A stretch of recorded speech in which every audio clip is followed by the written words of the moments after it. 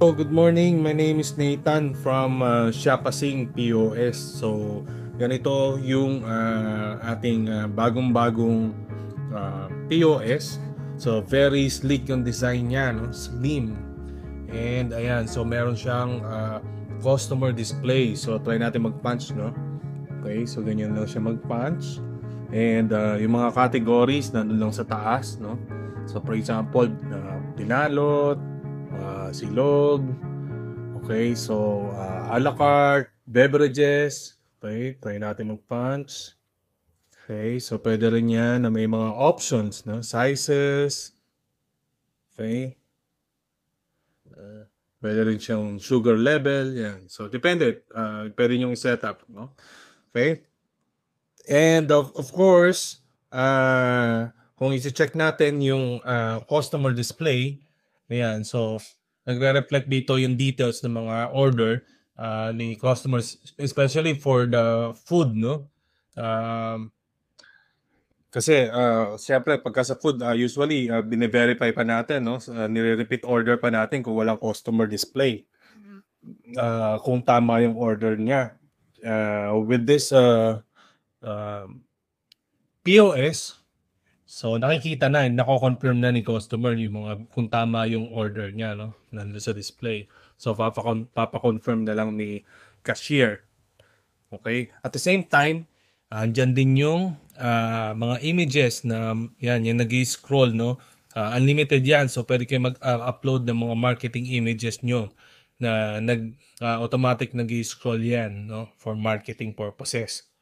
Okay? So for example, try natin check out. Ayan. So may mga suggested amount dito na binigay ni customer. So pwede niyong pindutin, pwede rin namang i-type, no? For example, yan, pwede niyong i-type yan ng exact amount. So 500. Ayan. Pwede siyang ganyan. Okay, pwede ring pindutin lang para mabilis. So for example, pindutin lang natin 500. Then click natin, for example, cash na. So at this time, magbubukas yung kaha, mag-o-open yung magbubukas yung kaha and then magpiprint yung receipt.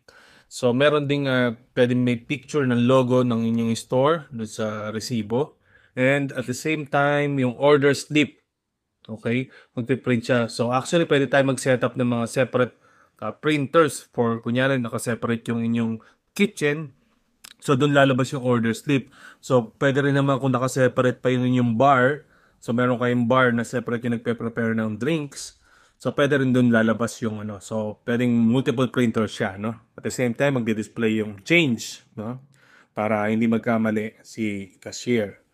Okay? At the same time, for example, meron pa tayo another feature dito, no? Papakita natin yung integrated QRPH, no? So, no bank application yan. Available na yan sa ating POS. So, pag pinrest nyo lang yung QRPH and continue, magge-generate na yan ng QR code, no? Na magdi-display dito sa ating customer display. So, pwede na yung i-scan using yung GCash app or Maya app or BDO app ni customer. So, i-scan niya lang yan. So, the moment na i-scan niya yan, mag-continue na at mag-complete na yung transaction. So, once paid, no? So, para maiwasan natin yung mga scam dyan sa GCash na yan, no, na sinesend lang yung picture ng transaction nila na lumang picture na pala yung confirmation na yun, no? So, but this time, walang fraud. So, kailangan na lang i-scan yung QR code na yan. And once successful, automatic madedetect na ng ating POS na successful talaga yung payment nila. Okay? So, that's all for now, guys. And my personal number is 0998-886-4031. You may call me, you know, if you have any other questions.